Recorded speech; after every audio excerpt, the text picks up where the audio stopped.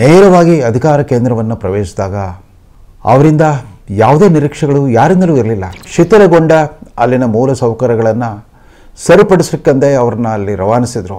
ಪ್ರವಾಸೋದ್ಯಮವನ್ನು ಒಂದು ಅತ್ಯಂತ ಆಶಾದಾಯಕ ಆರ್ಥಿಕ ಚಟುವಟಿಕೆಯನ್ನಾಗಿ ಪರಿವರ್ತಿಸಿದ್ದು. ಧಾರ್ಮಿಕ ಪ್ರವಾಸೋದ್ಯಮದ ಆರ್ಥಿಕ ಚೈತನ್ಯವನ್ನು ಗುರುತಿಸಿದ್ದು ಮತ್ತು ಅದನ್ನು ಪ್ರಾಯೋಗಿಕವಾಗಿ ಅನುಷ್ಠಾನ ಮಾಡಿದ್ದು ನರೇಂದ್ರ ಮೋದಿಯವರೇ. ಗುಜರಾತಿನ ಬಹುತೇಕ ಈ ಸುಪ್ರಸಿದ್ಧ ದೇವಸ್ಥಾನಗಳೆಲ್ಲ ಶ್ರದ್ಧಾ ಕೇಂದ್ರಗಳಾಗಿರುವುದಷ್ಟೇ ಅಲ್ಲ, ಆರ್ಥಿಕ ಶಕ್ತಿ ಕೇಂದ್ರಗಳಾಗೋಗ್ಬಿಟ್ಟು. ಸಾಬರಮತಿ ನದಿ ಏನಿತ್ತು, ಆ ಸಾಬರಮತಿ ನದಿಯನ್ನು ಸರ್ವಋತು ನದಿಯನ್ನಾಗಿ ಪರಿವರ್ತಿಸಿಬಿಟ್ಟು ಅದನ್ನು ಕೂಡ ಒಂದು ಪ್ರವಾಸಿ ಆಕರ್ಷಣೆ ಕೇಂದ್ರವನ್ನಾಗಿ ಮಾಡಿಬಿಟ್ರು. ಮಧ್ಯಪ್ರದೇಶದಲ್ಲೂ ಕೂಡ ಒಂದು ಹೊಸ ಆರ್ಥಿಕ ಅಭಿವೃದ್ಧಿಯ ಒಂದು ಚಿಲುಮೆಯನ್ನು ಅಲ್ಲಿ ಸೃಷ್ಟಿ ಮಾಡಿದ್ದು ಕೂಡ ಇದೇ ನರೇಂದ್ರ ಮೋದಿಯವರೇ. ಇದು ಮೋದಿಯ ಈ ಪ್ರವಾಸೋದ್ಯಮವನ್ನು ಸಮರ್ಥ ಆರ್ಥಿಕ ಶಕ್ತಿಯಾಗಿ ಬಳಸಿಕೊಳ್ಳುವ ವಿಧಾನ.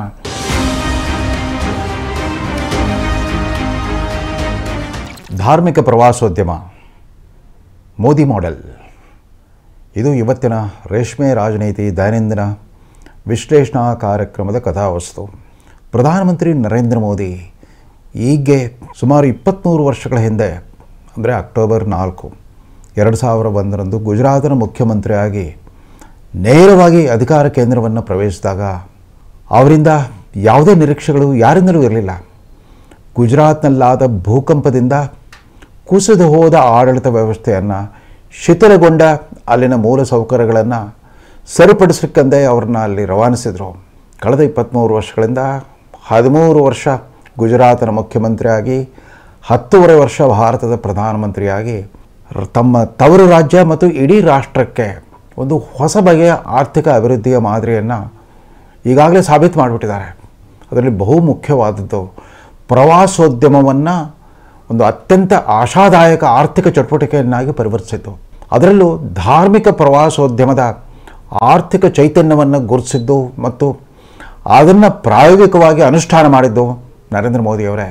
ಗುಜರಾತಿನ ಮುಖ್ಯಮಂತ್ರಿಯಾಗಿದ್ದಾಗ ಅಲ್ಲಿನ ಸೋಮನಾಥ್, ಇತಿಹಾಸ ಪ್ರಸಿದ್ಧ ಸೋಮನಾಥ್ ದೇವಸ್ಥಾನವನ್ನಾಗಲಿ ಅಥವಾ ಆಧುನಿಕ ಕಾಲದ ಸ್ವಾಮಿನಾರಾಯಣ ದೇವಸ್ಥಾನವನ್ನಾಗಲಿ ಯಾರಾದರೂ ಇತ್ತೀಚಿನ ದಿನಗಳಲ್ಲಿ ಹೋಗಿ ಸಂದರ್ಶನ ಮಾಡಿದರೆ ಗೊತ್ತಾಗುತ್ತೆ, ದೇವರ ದರ್ಶನಕ್ಕಾಗಿ ಹೋಗುವ ಭಕ್ತರಿಗೆ ಎಲ್ಲ ರೀತಿಯ ಜನಸ್ನೇಹಿ ಸೌಲಭ್ಯಗಳಿದ್ದೇ ಇರುತ್ತೆ. ಮೊಟ್ಟ ಮೊದಲನೇದಾಗಿ ಅವರ ಸ್ವಚ್ಛ ಭಾರತ್, ಪ್ರಧಾನಮಂತ್ರಿಯಾಗಿ ಪ್ರಸಿದ್ಧಿ ಪಡೆದು ಸ್ವಚ್ಛ ಭಾರತ್ ಕಾರ್ಯಕ್ರಮವನ್ನು ಅವರು ಅನುಷ್ಠಾನ ಮಾಡಿದ್ದೇ ಗುಜರಾತಿನ ಈ ಸುಪ್ರಸಿದ್ಧ ದೇವಸ್ಥಾನಗಳಲ್ಲಿ. ಅಲ್ಲಿ ಶುಚಿತ್ವ, ನೈರ್ಮಲ್ಯ, ಅತ್ಯುತ್ತಮ ಗುಣಮಟ್ಟದ ಶೌಚಾಲಯಗಳು, ಭೋಜನಾಲಯಗಳು ಮತ್ತು ಇತರ ಪ್ರವಾಸಿ ಧಾಮಗಳು, ಅಂದರೆ ಆಶ್ರಯ ತಾಣಗಳು, ಪ್ರವಾಸಿಗರಿಗೆ ಅಂದರೆ ಭಕ್ತಾದಿಗಳಿಗೆ, ಪಿಲ್ಗ್ರಿಮ್ಸ್ಗೆ ಅವರಿಗೆ ಅತ್ಯಂತ ಕೈಗೆಟುಕುವ ವೆಚ್ಚದಲ್ಲಿ ವಿವಿಧ ಶ್ರೇಣಿಯ ಸವಲತ್ತುಗಳುಳ್ಳ ಆಶ್ರಯ ತಾಣಗಳು, ಅದು ಹೋಟೆಲ್ಗಳಿರ್ಬೋದು ಅಥವಾ ಇತರೆ ಡಾರ್ಮಿಟ್ರಿ ಥರ ದೊಡ್ಡ ಧರ್ಮಶಾಲಾ ಥರದ ವ್ಯವಸ್ಥೆ ಇರ್ಬೋದು, ಎಲ್ಲವೂ ಕೂಡ ಅಚ್ಚುಕಟ್ಟು. ಆಮೇಲೆ ಎಲ್ಲೆಲ್ಲಿ ಲೇಸರ್ ಪ್ರದರ್ಶನದ ಸೌಲಭ್ಯ ಇರುತ್ತೆ ಅಲ್ಲೆಲ್ಲ ಬಯಲು ರಂಗಮಂದಿರವನ್ನು ಕಟ್ಟಿಸ್ಬಿಟ್ಟು ಅಲ್ಲೆಲ್ಲ ಲೇಸರ್ ಪ್ರದರ್ಶನ ಕೂಡ ಇರುತ್ತೆ. ಹೀಗಾಗಿ ಗುಜರಾತಿನ ಬಹುತೇಕ ಈ ಸುಪ್ರಸಿದ್ಧ ದೇವಸ್ಥಾನಗಳೆಲ್ಲ ಶ್ರದ್ಧಾ ಕೇಂದ್ರಗಳಾಗಿರುವುದಷ್ಟೇ ಅಲ್ಲ, ಆರ್ಥಿಕ ಶಕ್ತಿ ಕೇಂದ್ರಗಳಾಗೋಗ್ಬಿಟ್ಟು. ಅದರ ಜೊತೆಗೆ ಇತಿಹಾಸ ಪುರುಷರಿಗೂ ಕೂಡ ಒಂದು ಪ್ರವಾಸೋದ್ಯಮದ ಕೇಂದ್ರ ಬಿಂದುವಾಗಿ ರೂಪಿಸಿದ್ದು ಕೂಡ, ಪ್ರಯೋಗ ನಡೆಸಿದ್ದು ಕೂಡ ನರೇಂದ್ರ ಮೋದಿಯವರೇ. ಅದರಲ್ಲೂ ರಾಷ್ಟ್ರಪಿತ ಮಹಾತ್ಮ ಗಾಂಧಿಯವರ ಸಾಬರಮತಿ ಆಶ್ರಮ, ಅದು ಸಾಬರಮತಿ ನದಿ ದಡದಲ್ಲಿತ್ತು. ಆ ಸಾಬರಮತಿ ಆಶ್ರಮದ ಪುರಾತನ ಕುಟೀರಗಳನ್ನು ಆಧುನೀಕರಣ ಮಾಡಿದರು. ಸಾಂಪ್ರದಾಯಿಕ ಗಾಂಧಿವಾದಿಗಳು ಮತ್ತು ಎಡಪಂಥೀಯ ಬುದ್ಧಿಜೀವಿಗಳು ಅದನ್ನು ಲೇವಡಿ ಮಾಡಿದರು.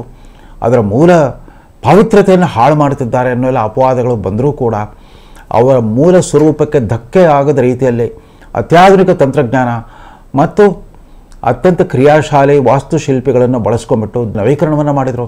ಅಷ್ಟೇ ಅಲ್ಲ, ಅದರ ಮುಂದೆ ಹರಿತಾ ಇದ್ದ ಸಾಬರಮತಿ ನದಿ ಏನಿತ್ತು, ಆ ಸಾಬರಮತಿ ನದಿಯನ್ನು ಸರ್ವಋತು ನದಿಯನ್ನಾಗಿ ಪರಿವರ್ತಿಸಿಬಿಟ್ಟು ಅದನ್ನು ಕೂಡ ಒಂದು ಪ್ರವಾಸಿ ಆಕರ್ಷಣೆ ಕೇಂದ್ರವನ್ನಾಗಿ ಮಾಡಿಬಿಟ್ರು.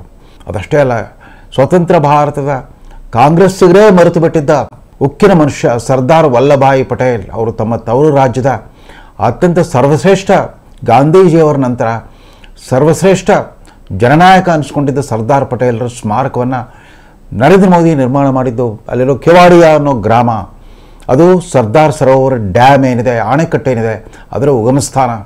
ಆ ಸರ್ದಾರ್ ಸರೋವರ ಅಣೆಕಟ್ಟಿಗೆ ಎದುರು ಬದಲಾಗಿ ಸುಮಾರು 640 ಅಡಿ ಎತ್ತರದ, ಪ್ರಪಂಚದ ಅತಿ ಎತ್ತರದ ಒಂದು ಲೋಹದ ಪ್ರತಿಭೆಯನ್ನು ನಿರ್ಮಾಣ ಮಾಡಿಬಿಟ್ರು. ಅದು ಇವತ್ತು ಎಷ್ಟು ಆಕರ್ಷಣೀಯ ಕೇಂದ್ರವಾಗಿಬಿಟ್ಟಿದೆ ಅಂತಂದರೆ, ಬರೋಡಾದಿಂದ ಸುಮಾರು ಒಂದು 40 ಕಿಲೋಮೀಟರ್ ದೂರದಲ್ಲಿರೋ ಈ ಕೆವಾಡಿಯಾದಲ್ಲಿ 4 ಕಿಲೋಮೀಟರ್ ಅಂತರದಲ್ಲೇ ಖಾಸಗಿ ವಾಹನಗಳ ಪ್ರವೇಶವನ್ನು ನಿಲ್ಲಿಸ್ತಾರೆ. ಅಲ್ಲಿಂದಾಚೆ ಎಲೆಕ್ಟ್ರಿಕ್ ಆಟೋಗಳಲ್ಲಿ ಪ್ರವಾಸಿಗರನ್ನು ಕರ್ಕೊಂಡು ಹೋಗೋ ವ್ಯವಸ್ಥೆ ಮಾಡಿದ್ದಾರೆ. ಈ ಎಲೆಕ್ಟ್ರಿಕ್ ಆಟೋಗಳ ಚಾಲಕರು ಕೂಡ ಅಲ್ಲಿನ ಬುಡಕಟ್ಟು ಜನಾಂಗದ ಮಹಿಳೆಯರು, ಅವರಿಗೆ ಉದ್ಯೋಗಾವಕಾಶವನ್ನು ಕಲ್ಪಿಸಿದರು, ಆರ್ಥಿಕವಾಗಿ ಸ್ವಾವಲಂಬಿತನವನ್ನು ತಂದುಕೊಟ್ರು. ಆ ಸರ್ದಾರ್ ಪಟೇಲ್ ಪ್ರತಿಮೆ ಸುತ್ತ ಅಲ್ಲೊಂದು ಪ್ರಾಣಿ ಸಂಗ್ರಹಾಲಯವನ್ನು ಮಾಡಿದ್ದಾರೆ, ಸಸ್ಯ ಸಂಗ್ರಹಾಲಯವನ್ನು ಮಾಡಿದ್ದಾರೆ. ಈ ಥರ ಅನೇಕ ಆಕರ್ಷಣೆಗಳನ್ನು ಸೃಷ್ಟಿ ಮಾಡಿಬಿಟ್ಟು ಅದು ಕೂಡ ಇವತ್ತು ಆಧುನಿಕ ಕಾಲದ ಪ್ರವಾಸಿ ಧಾಮ ಆಗೋಗ್ಬಿಟ್ಟಿದೆ. ಅದಷ್ಟೇ ಅಲ್ಲ, ಪ್ರತಿ ವರ್ಷ ಅಕ್ಟೋಬರ್ 31ರಂದು ನ್ಯಾಷನಲ್ ಯೂನಿಟಿ ಡೇ, ರಾಷ್ಟ್ರೀಯ ಐಕ್ಯತಾ ದಿನಾಚರಣೆ ಕೂಡ ಸ್ಟ್ಯಾಚ್ಯೂ ಆಫ್ ಯೂನಿಟಿ, ಅದಕ್ಕೆ ಕೊಟ್ಟ ಹೆಸರು ಕೂಡ ಎಷ್ಟು ಅರ್ಥಪೂರ್ಣವಾಗಿತ್ತು. ಭಾರತಕ್ಕೆ ಸ್ವಾತಂತ್ರ್ಯ ಬಂದಾಗ ಸುಮಾರು 563 ಸಂಸ್ಥಾನಿಕ ರಾಜ್ಯಗಳೇ ಹರಿದು ಹೋಗಿದ್ದ ಈ ದೇಶವನ್ನು ಒಂದುಗೂಡಿಸಿದ ಆ ಮಹಾಪುರುಷನಿಗೆ ಗೌರವ ಸಲ್ಲಿಸೋ ರೀತಿಯಲ್ಲಿ ಅದನ್ನು ಸ್ಟ್ಯಾಚ್ಯೂ ಆಫ್ ಯೂನಿಟಿ ಅಂತ ಕರೆದುಬಿಟ್ರು, ಐಕ್ಯತೆಯ ಪ್ರತಿಭೆ ಅಂತ ಕರೆದರು. ಇದು ಮೋದಿಯ ಈ ಪ್ರವಾಸೋದ್ಯಮವನ್ನು ಸಮರ್ಥ ಆರ್ಥಿಕ ಶಕ್ತಿಯಾಗಿ ಬಳಸಿಕೊಳ್ಳುವ ವಿಧಾನ. ಅದಾದ ನಂತರ ವಾರಣಾಸಿಗೆ 2014ರಲ್ಲಿ ಪ್ರಧಾನಮಂತ್ರಿ ಸ್ಥಾನಕ್ಕೆ ಲಗ್ಗೆ ಇಟ್ಟಾಗ ತಮ್ಮ ತವರು ರಾಜ್ಯದಲ್ಲೂ ಒಂದು ಸೀಟು, ಅಲ್ಲಿ ವಡೋದರಾದಲ್ಲೂ ಸ್ಪರ್ಧೆ ಮಾಡಿದರು, ಜೊತೆಗೆ ವಾರಣಾಸಿಯಲ್ಲೂ ಸ್ಪರ್ಧೆ ಮಾಡಿದರು. ಅಂದರೆ ಗುಜರಾತ್ ರಾಜ್ಯದ ಹೊರಗಿನ ಒಂದು ಲೋಕಸಭಾ ಕ್ಷೇತ್ರವನ್ನು ಕೂಡ ಆರಿಸಿಕೊಂಡು ಚುನಾವಣೆಗೆ ಸ್ಪರ್ಧಿಸಿದರು. ಆ ಚುನಾವಣೆಗೆ ಸ್ಪರ್ಧೆ ಮಾಡಿದಾಗಲೇ ಅಲ್ಲಿನ ಗಂಗಾ ನದಿಯ ಶುದ್ಧೀಕರಣದ ಬಗ್ಗೆ ಮಾತಾಡಿದರು. ಅಷ್ಟೇ ಅಲ್ಲ, ಅಲ್ಲಿ ಜಗತ್ಪ್ರಸಿದ್ಧ ಬನಾರಸ್ ಸೀರೆ ನೇಯ್ಗೆ ಮಾಡೋ ಆ ಮುಸ್ಲಿಂ ನೇಕಾರರ ವಿಚಾರವನ್ನು ಮಾತಾಡಿದರು. ಅವರ ಜೀವನದಲ್ಲಿ ಪುನಶ್ಚೇತನ ಯಾಕೆ ತರಬಾರ್ದು ಅಂತ ಮಾತಾಡಿದರು. ಅಷ್ಟೇ ಅಲ್ಲ, ಕಾಶಿ ವಿಶ್ವನಾಥ ದೇವಸ್ಥಾನದ ನವೀಕರಣ ಯಾಕೆ ಮಾಡಬಾರ್ದು ಅಂತೆಲ್ಲ ಮಾತಾಡಿದರು. ಬರೀ ಮಾತಾಡಲಿಲ್ಲ, ಮುಂದಿನ 10 ವರ್ಷಗಳಲ್ಲಿ ಏನಾಯಿತು, ಕೇವಲ 3000 ಚದರಡಿಯಷ್ಟಿದ್ದ ಆ ಕಾಶಿ ವಿಶ್ವನಾಥನ ಪ್ರಾಂಗಣ ಏನಿತ್ತು, ಆ ದೇವಸ್ಥಾನದ ಪ್ರಾಂಗಣ, ಅದನ್ನಿವತ್ತು 5 ಲಕ್ಷ ಸ್ಕ್ವೇರ್ ಫೀಟ್ನಷ್ಟು, 5 ಲಕ್ಷ ಚದರಡಿಯಷ್ಟು ವಿಸ್ತಾರವಾದ ಕಾಶಿ ವಿಶ್ವನಾಥ್ ಧಾಮ್ ಕಾರಿಡಾರ್ ಅಂತ ಮಾಡಿಟ್ಬಿಟ್ರು. ಅದಾದ ನಂತರ ಆ ದೇವಸ್ಥಾನಕ್ಕೆ ತಲುಪುವ ಸಣ್ಣ ಪುಟ್ಟ ಓಣಿಗಳೇನಿದ್ವು ಅಲ್ಲೆಲ್ಲ ಕಲ್ಲು ಚಪ್ಪಡಿ ಹಾಕಿಸ್ಬಿಟ್ಟು ಸುಧಾರಿತ ರಸ್ತೆಗಳನ್ನು, ಆಧುನಿಕ ದರ್ಜೆಯ ಸುಧಾರಿತ ರಸ್ತೆಗಳನ್ನು ಮಾಡಿಬಿಟ್ರು. ಇವತ್ತು ಕಾಶಿ ವಾರಣಾಸಿಯ ಪ್ರವಾಸಿ ಆಕರ್ಷಣೆ ಎಷ್ಟು ಮಟ್ಟಿಗೆ ಇದೆ ಅಂತಂದರೆ, 2023-24 ವರ್ಷದಲ್ಲಿ ವಾರಣಾಸಿಗೆ ಭೇಟಿ ಕೊಟ್ಟ ಪ್ರವಾಸಿಗರ ಸಂಖ್ಯೆ 7,80,00,000 ತನ್ಮೂಲಕ ಅಲ್ಲಿನ ಎಲ್ಲ ಸಣ್ಣ ಪುಟ್ಟ, ಬರೀ ನೇಕಾರರಷ್ಟೇ ಅಲ್ಲ, ಸಣ್ಣ ಪುಟ್ಟ ವ್ಯಾಪಾರಿಗಳು ಮತ್ತು ಅನೇಕ ನೂರಾರು ವಸತಿಗೃಹಗಳು ಅಲ್ಲಿ ತಲೆ ವಾಣಿಜ್ಯ ವಸತಿಗೃಹಗಳು ತಲೆ ಎತ್ತಿ ನಿಂತುಬಿಟ್ಟಿವೆ. ನೂರಾರು ಹೋಟೆಲ್ಗಳು, ವಿವಿಧ ಶ್ರೇಣಿಯ ಹೋಟೆಲ್ಗಳ ವ್ಯವಸ್ಥೆ ಆಗಿದೆ. ವಾಹನ ಚಾಲಕರಿಗೆ ಹೊಸ ಬದುಕು ಸಿಕ್ಕಿದೆ. ಅಲ್ಲಿ ದಟ್ಟ ದಾರಿದ್ರ್ಯ ಇತ್ತು ಉತ್ತರ ಪ್ರದೇಶ ರಾಜ್ಯದಲ್ಲಿ. ಇದೇ ಮೊದಲ ಬಾರಿಗೆ ಆ ಭಾಗದ ಜನ ಎಕ್ಸ್ಪ್ರೆಸ್ ಹೈವೇಗಳು, ಜಾಗತಿಕ ಗುಣಮಟ್ಟದ ಎಕ್ಸ್ಪ್ರೆಸ್ ಹೈವೇಗಳು, ಫ್ಲೈಓವರ್ಗಳು ಮತ್ತು ಅತ್ಯಾಧುನಿಕ ವಿದ್ಯುತ್ ಪೂರೈಕೆ ಮತ್ತು ನೀರು ಸರಬರಾಜು ವ್ಯವಸ್ಥೆಯನ್ನು ನೋಡಿದ್ದಾರೆ. ಸಾಯಂಕಾಲದ ಹೊತ್ತು ಆ ವಾರಣಾಸಿಯ ಗಂಗಾ ನದಿಯಲ್ಲಿ ನಡೆಯೋ ಆ ಗಂಗಾ ನದಿಗೆ ಲಕ್ಷಾಂತರ ಮಂದಿ ಬೋಟ್ಗಳಲ್ಲಿ ಕೂತ್ಕೊಂಡ್ಬಿಟ್ಟು ಆ 45 ನಿಮಿಷದ ಆ ಧಾರ್ಮಿಕ ಕಾರ್ಯಕ್ರಮವನ್ನು ವೀಕ್ಷಿಸ್ತಾರೆ. ದೇಶ ವಿದೇಶಗಳ ಪ್ರವಾಸಿಗರು ಅಲ್ಲಿ ಬರ್ತಾ ಇರ್ತಾರೆ. ಅದೇ ರೀತಿ ಮಧ್ಯಪ್ರದೇಶ ರಾಜ್ಯದ ಇತಿಹಾಸ ಪ್ರಸಿದ್ಧ, ಪುರಾಣ ಪ್ರಸಿದ್ಧ ಉಜ್ಜಯಿನ್ನಲ್ಲಿರೋ ಜ್ಯೋತಿರ್ಲಿಂಗ, ಮಹಾಕಾಲೇಶ್ವರ ಜ್ಯೋತಿರ್ಲಿಂಗ ದೇವಸ್ಥಾನವನ್ನು ಕೂಡ ಇದೇ ರೀತಿ ಆಧುನೀಕರಣ ಮಾಡಿಬಿಟ್ಟು ಮಧ್ಯಪ್ರದೇಶದಲ್ಲೂ ಕೂಡ ಒಂದು ಹೊಸ ಆರ್ಥಿಕ ಅಭಿವೃದ್ಧಿಯ ಒಂದು ಚಿಲುಮೆಯನ್ನು ಅಲ್ಲಿ ಸೃಷ್ಟಿ ಮಾಡಿದ್ದು ಕೂಡ ಇದೇ ನರೇಂದ್ರ ಮೋದಿಯವರೇ. ಪ್ರಯಾಗ್ರಾಜ್ನಲ್ಲಿ ನಡೀತಾ ಇರೋ ಜಗತ್ಪ್ರಸಿದ್ಧ ಮಹಾಕುಂಭಮೇಳದ ಬಗ್ಗೆ ಬಾಯಿಗೆ ಬಂದಂತೆ ಮಾತಾಡಿರೋ ಮಲ್ಲಿಕಾರ್ಜುನ್ ಖರ್ಗೆಜಿ ಅವರು, ಕಾಂಗ್ರೆಸ್ನ ಅತ್ಯಂತ ಹಿರಿಯ ಮುತ್ಸದ್ದಿ ಮಲ್ಲಿಕಾರ್ಜುನ್ ಖರ್ಗೆ ಅವರು, ಕುಂಭಮೇಳ ನಡೆಸಿಬಿಟ್ರೆ, ನದಿ ಸ್ನಾನ ಮಾಡಿಬಿಟ್ರೆ ಬಡತನ ನಿವಾರಣೆ ಆಗುತ್ತಾ, ಮಗುವಿನ ಹಸುವೆ ನಿವಾರಣೆ ಆಗುತ್ತಂತೆಲ್ಲ ಮಾತಾಡಿದ್ದಾರೆ. ಆ ಮಹಾಕಾಲೇಶ್ವರ್ ದೇವಸ್ಥಾನದ ನವೀಕರಣ ಆದಮೇಲೆ ಸ್ವತಃ ಖರ್ಗೆಜಿಯವರ ಕುಟುಂಬ ವರ್ಗದವರೇ ಅಲ್ಲಿಗೆ ವಿಶೇಷ ಭೇಟಿ ಕೊಟ್ಟು ಬೆಳಗಿನ ಜಾವ ಸುಮಾರು 4 ಗಂಟೆ ಅಷ್ಟೊತ್ತಿಗೆ ಅಲ್ಲಿ ಭಸ್ಮದ ಅಭಿಷೇಕವನ್ನು ಮಾಡಿದರು. ಅಲ್ಲಿರೋ ಜ್ಯೋತಿರ್ಲಿಂಗಕ್ಕೆ ಭಸ್ಮದ ಅಭಿಷೇಕವನ್ನು ಮಾಡಿದರು. ಅದನ್ನು ಮರೆತೇ ಬಿಟ್ಟಿದ್ದಾರೆ. ಸ್ವತಃ ತಮ್ಮ ಕುಟುಂಬ ವರ್ಗದವರು ಕೂಡ ಇಂಥ ಶ್ರದ್ಧಾ ಕೇಂದ್ರಗಳಿಗೆ ಭೇಟಿ ಕೊಟ್ಟು ಎಲ್ಲ ಪ್ರಾಮಾಣಿಕವಾದ ಭಕ್ತಿ ಭಾವದಿಂದ ಪೂಜೆ ಮಾಡಿದ್ದನ್ನು ಮರೆತುಬಿಟ್ಟು ಈ ರೀತಿ ಕೋಟ್ಯಂತರ ಜನಸಾಗರ, ಅವ್ರನ್ನ ಯಾರೂ ಬಲವಂತವಾಗಿ ಕರೆಸ್ಕೊಂಡಿಲ್ಲ. ಆ ಶ್ರದ್ಧಾ ಕೇಂದ್ರಗಳೇ ತಮ್ಮ ಮಹಿಮೆಯಿಂದಾಗಿ ಅವ್ರನ್ನೆಲ್ಲ ಆಕರ್ಷಿಸ್ತಾ ಇರ್ತವೆ. ಆದರೆ ಅದರಿಂದ ಇಡೀ ಪ್ರದೇಶದ ಆರ್ಥಿಕ ಅಭಿವೃದ್ಧಿ ಯಾವ ರೀತಿ ಆಗುತ್ತೆ ಅಂತ, ಬಹುಮುಖಿ ಅಭಿವೃದ್ಧಿ ಯಾವ ರೀತಿ ಆಗುತ್ತೆ ಅಂತ ಮೋದಿಯವರಿಗೆ ಗೊತ್ತು, ಅಥವಾ ಮೋದಿಯವರ ಹಾದಿಯಲ್ಲಿ ಸಾಗ್ತಾ ಇರೋ ಯೋಗಿ ಆದಿತ್ಯನಾಥರಂಥ ಅವರು ಕೂಡ ಒಬ್ಬ ಸನ್ಯಾಸಿ, ಯಾವುದೇ ಸಂಸಾರಿಕ ಮುಲಾಜುಗಳಿದಂಥ ಒಬ್ಬ ರಾಜಕಾರಣಿ, ಅವರಿಗೆ ಮಾತ್ರ ಗೊತ್ತಿತ್ತು. ಹೀಗಾಗಿ ಪ್ರಯಾಗ್ರಾಜಲ್ಲಿ ನಡೀತಾ ಇರೋ ಇವತ್ತಿನ ಈ ಮಹಾಕುಂಭಮೇಳಕ್ಕೆ 5 ವರ್ಷಗಳಿಂದಲೇ ತಯಾರಿ ನಡೆದಿತ್ತು. 2019ರಿಂದನೇ ನಿರಂತರವಾಗಿ ಈ ಕೋಟ್ಯಂತರ ಜನ ಭಕ್ತಾದಿಗಳಿಗೆ ಅಗತ್ಯವಿರುವಂಥ ಜನಸ್ನೇಹಿ ಸೌಲಭ್ಯಗಳ ನಿರ್ಮಾಣ ಕಾರ್ಯ ನಡೆದಿತ್ತು. ಅದಕ್ಕೆ ಬೇಕಾದಂಥ ಭದ್ರತಾ ವ್ಯವಸ್ಥೆ, ಶೌಚಾಲಯ ವ್ಯವಸ್ಥೆ, ಸ್ವಚ್ಛತಾ ವ್ಯವಸ್ಥೆ, ಅದಷ್ಟೇ ಅಲ್ಲ ವಾಹನ ಸೌಕರ್ಯ, ವಸತಿ ಸೌಕರ್ಯ ಎಲ್ಲವನ್ನು ನಿರ್ಮಾಣ ಮಾಡುವಂಥ ಒಂದು ಅಭೂತಪೂರ್ವವಾದ ಪ್ರಯತ್ನ ನಡೆದಿತ್ತು. ಅದರ ಫಲವಾಗಿ ಈ 45 ದಿನಗಳ ಮಹಾಕುಂಭಮೇಳಕ್ಕೆ 40 ಕೋಟಿಯಷ್ಟು ಪ್ರವಾಸಿಗರು ಭೇಟಿ ಕೊಡೋ ನಿರೀಕ್ಷೆ ಇಟ್ಕೊಂಡಿದ್ದಾರೆ. ಈಗಾಗಲೇ 10-12 ಕೋಟಿ ಜನ ಬಂದು ಹೋಗಿಬಿಟ್ಟಿದ್ದಾರೆ.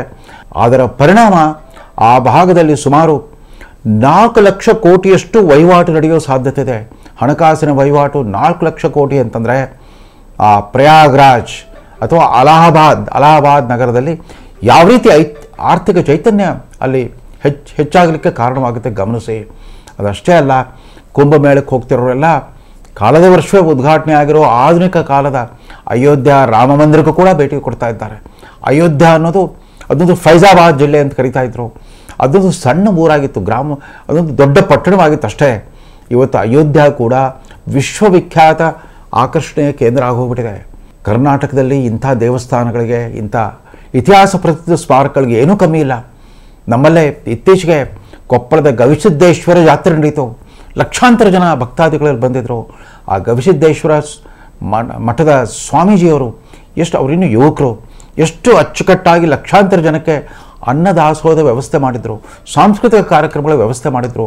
ಆ ತೇರೆಳೆಯೋ ಜಾತ್ರೆಯ ಪ್ರಮುಖ ಕಾರ್ಯಕ್ರಮಕ್ಕೆ ಎಷ್ಟು ಅಚ್ಚುಕಟ್ಟಾಗಿ ಶಿಸ್ತಿನಿಂದ ಅಲ್ಲಿ ಭಕ್ತಾದಿಗಳು ಪಾಲ್ಗೊಂಡಿದ್ದರು.